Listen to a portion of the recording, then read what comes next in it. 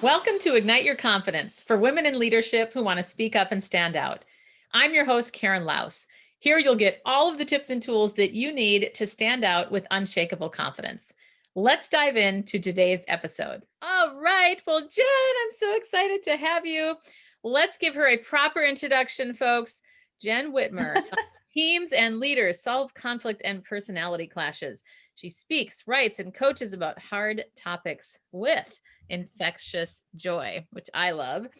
Through working with Jenn, people improve communication, work through conflict, and build self-awareness with the Enneagram. She asks big questions that lead to big dreams and big ideas and big living. Usually that means laughing. I love it. I think you're awesome, Jen. I've had so much fun It's true. following you and getting to know you through the Speaker Sisters network with who is it? Jess Ekstrom, and just getting to know you better. So I hear you have strong opinions about the word nice. I do. I'm just going to say it. I hate the word nice. I hate it. And there's so many reasons why. One of it is it's completely nondescript, and it can be said in such a way that can be really hurtful and really sarcastic, and it doesn't mean much. And I think particularly as women, we have this cultural expectation put on us that we're supposed to be nice. But really what that is, it's often a facade. It's that fake face that we put on and we're like, I'm going to be nice now. And there's nothing intentional about it. There's not real connection. There isn't a way to really build into each other, because now you have a wall in front of you that happens to be painted with a nice face. And I have been around way too many passive aggressive people who they're being nice, but they're actually like, poking you between the ribs, even though it's hidden, and nobody wants that. And so instead, I often talk about the word kind, because kind has a very different connotation and a very different definition in many ways. And kindness lets you be honest with intention to care for someone else. And so I talk a lot about conflict resolution and communication skills, and that can be really scary for people, and they don't want to necessarily confront somebody because that's not nice. And right. But it is kind. It is kind to, if no one's ever told you that you shouldn't take your shoes off on the airplane, I'm telling you, I'm being being kind. Don't take your shoes off on the airplane. When we ever get to travel again, don't do that. And that's a kindness to you, even though it might feel uncomfortable in the moment. And so that is why I really hate the word nice. Well, I think it's powerful because I grew up in Minnesota. Mm-hmm. And there's a whole thing called Minnesota Nice. Minnesota Nice. I mean, there may be other Midwestern states that have the same claim to fame, but it is amazing. Exactly what you said, just this facade and then the passive aggressive. And then it can just be so confusing. Mm-hmm. I mean, I remember when I live in San Francisco now, and I've been here for 20 some years. And I remember witnessing a conversation with two of my Midwestern friends, and it's very common in the Midwest to have casserole, or in Minnesota, we call it. I'm from Missouri. Yes, ma'am. I'm sure you are. And Italian, double whammies. I just remember I knew that the one person didn't really like the hot dish, but in the other person, it was one of these funny things, and the other person didn't want to keep the hot dish, but they were both trying to give it to each other of, oh, no, you take it. Oh, I'm sure you could use this. Oh, it'll be appreciated. Oh, the other, oh, no, really. And I'm thinking, worst. I finally just stopped. I said, what are you guys talking about? Like, it's so funny how insane it can be when you witness it. Yes. The outside.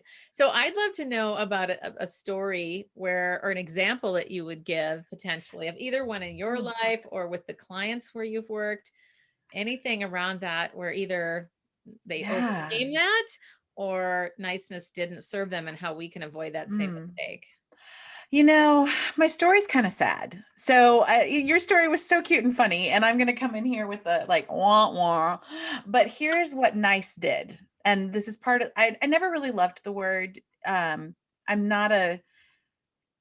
I was always feeling like I'm a little bit different than other girls growing up. And so there was all this nice, and I'm like, I was a good girl in the sense, like I wasn't a crazy kid being really rebellious, but I wasn't nice and people didn't like that. And I didn't quite know what to do with it.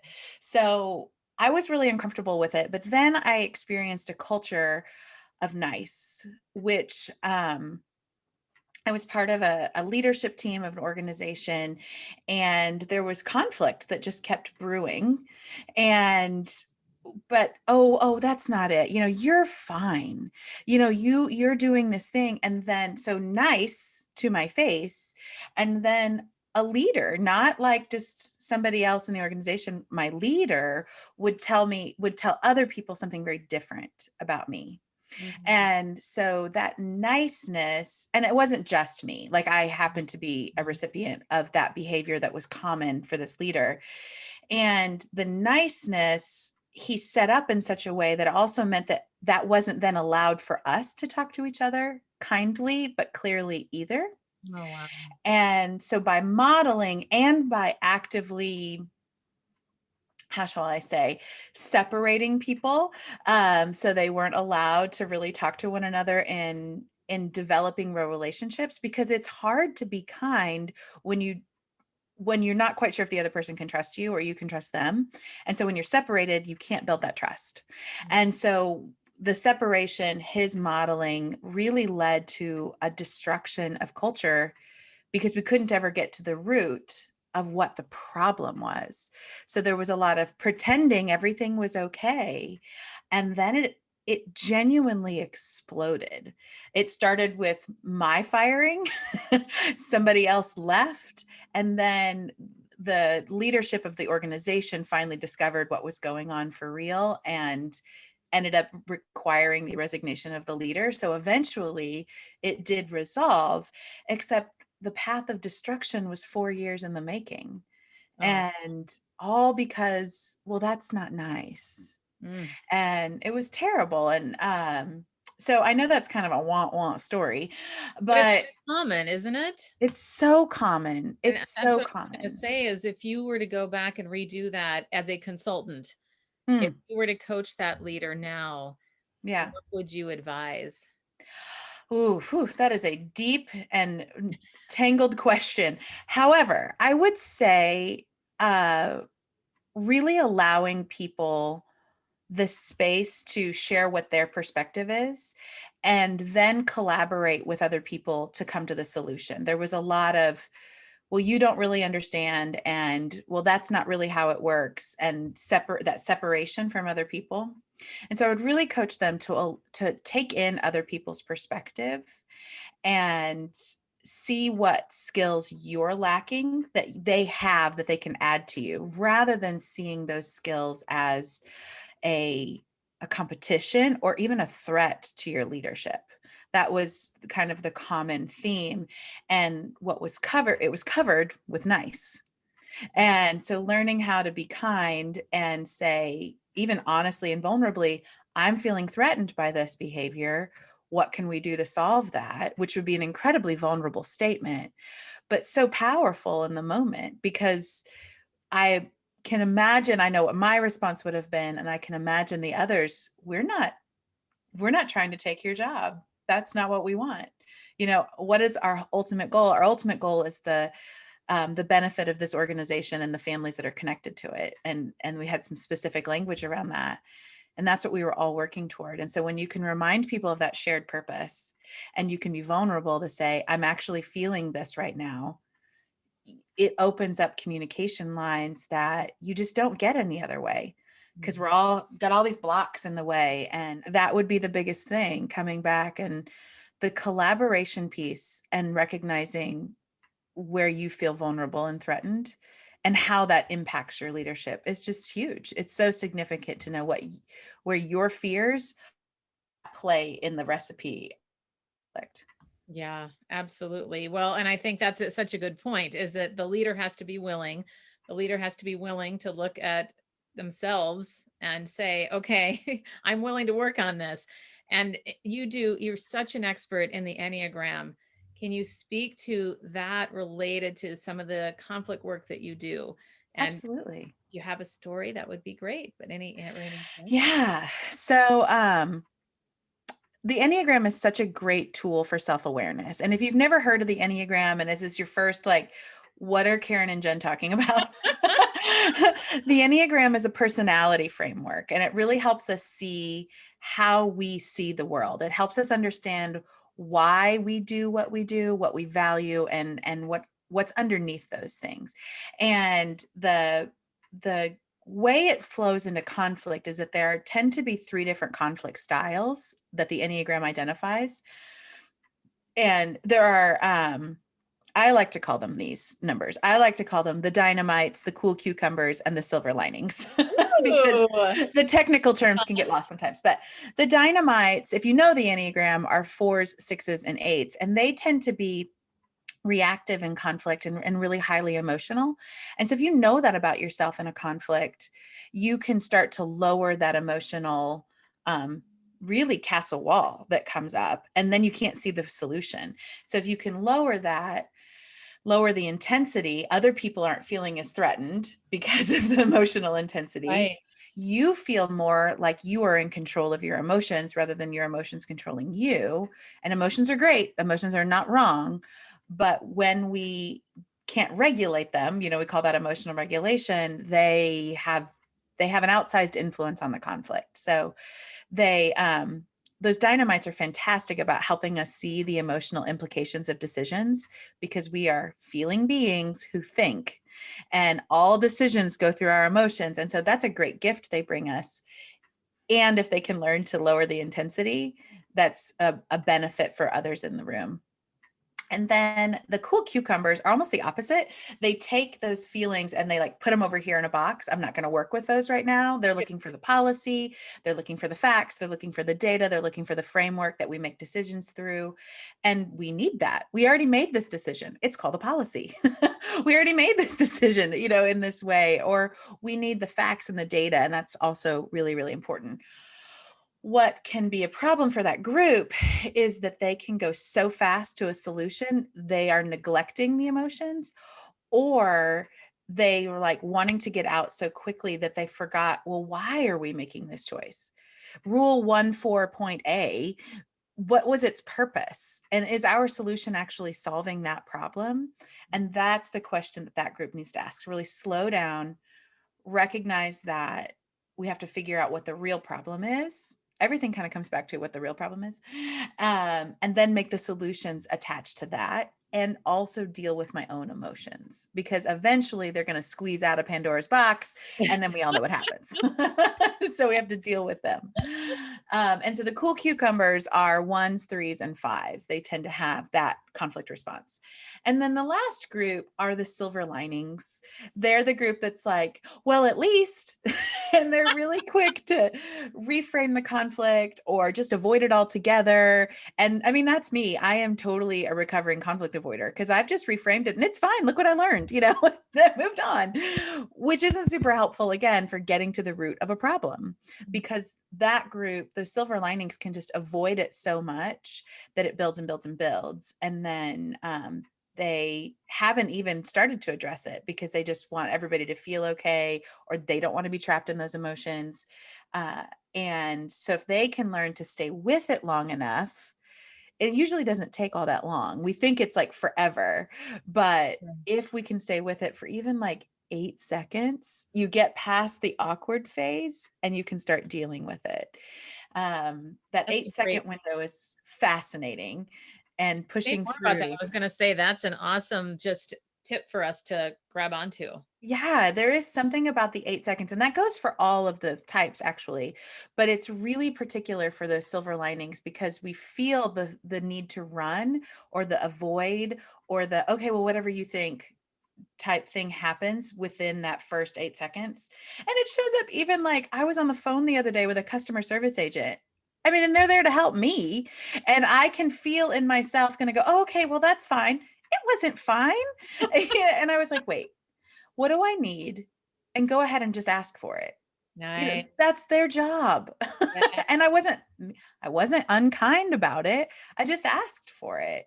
And And can I stop there for a second? Because I think totally. that's really powerful what you just said, is that so often we don't even know what we need.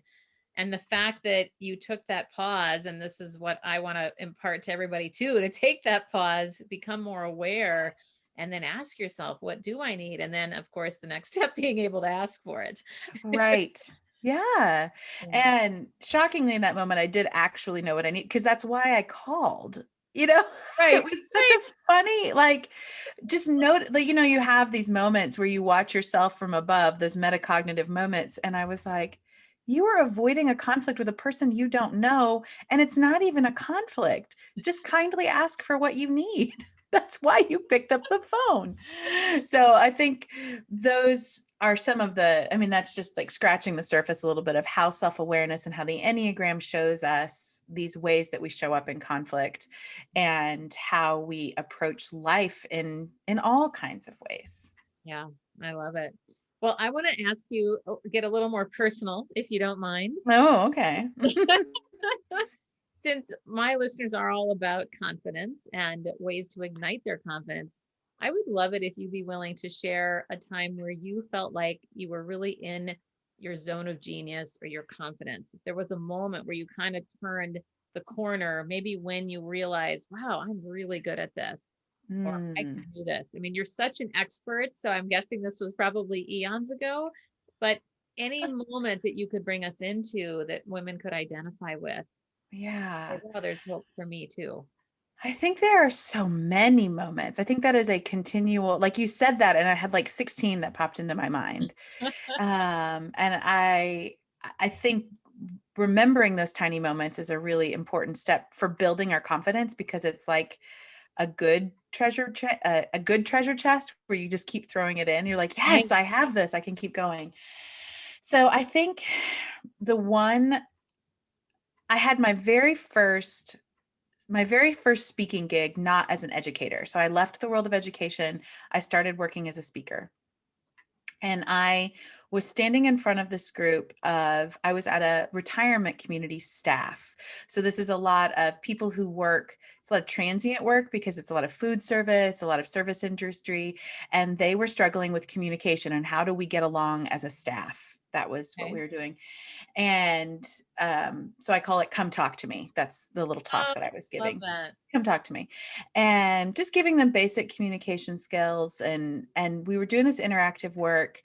And you have if you've ever been in front of an audience, you see the person with their arms crossed in the back. Yes. And I always take that as a challenge to make them laugh.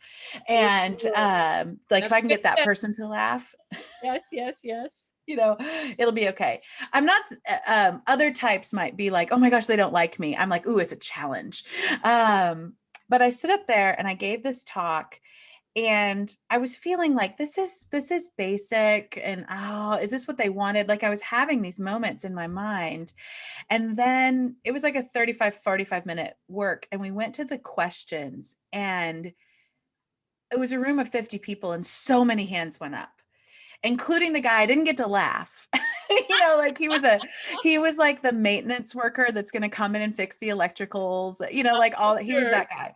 And he was like, okay, so I've got a resident, and like he didn't ever laugh, but he was totally in with me and asked a fantastic question that we could expand upon and really apply. And then at the end, I had a line of people that were like, what about this situation? And oh my gosh, that's so helpful.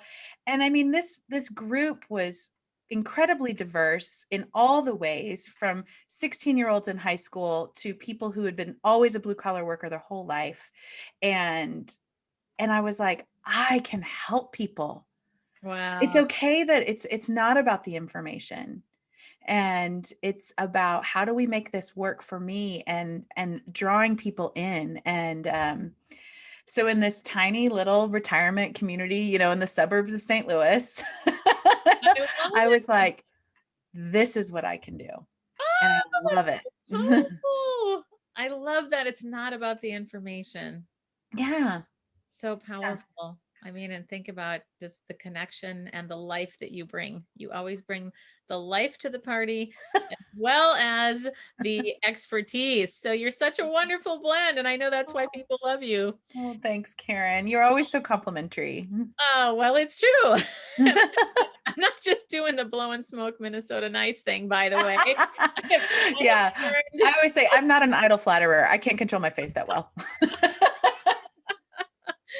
By the way, my mom always used to say, be direct, honest, and kind. Yeah. Is her life mantra that I have now adapted. So I love that you brought up kind instead of nice. And of course, I'm a Brene Brown fan of the Every day. is Clear kind, is kind. kind is exactly. Every day. Powerful. Well, Jenn, thank you so much for being here. Where can we reach you? Tell us all the places. Absolutely. Well, I love conversation. So I hang out online the most at Instagram and LinkedIn. And then I have a private Facebook community at it's called the Women Leaders Circle. Sorry, guys, but the Women Leaders Circle and using the Enneagram for success in life and business. And it's just a really fun place where I do trainings, but it's also connections. And I've just loved this group. It's been really great. And you can find all of that information at jennwhitmer.com/freebies.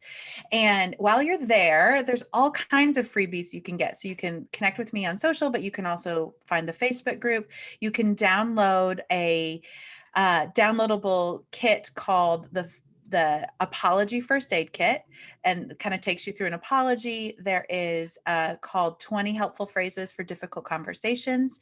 You can download that. If you're interested in the Enneagram, there's an e-booklet that's about 4 to 6 pages. That's an introduction to what is this word and how do I use it better.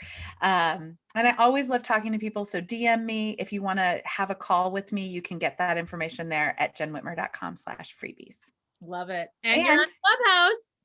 I'm on Clubhouse. That's right. It's so Yeah. fun. I host weekly rooms about the Enneagram and leadership. And then if you'd like to bring me in to work with your team, all of that is at jennwhitmer.com. Perfect. Well, thanks so much for being here, Jenn. And that's a wrap of another episode of Ignite Your Confidence. I'm your host, Karen Laus. Thank you so much for listening. If you loved today's episode, please subscribe and leave a review. It helps other people find the podcast faster, and it certainly helps me. If you're interested in more tips and tools around confidence, please join me over in my Facebook group called Ignite Your Confidence with Karen Laus. Remember, you too can stand out with unshakable confidence.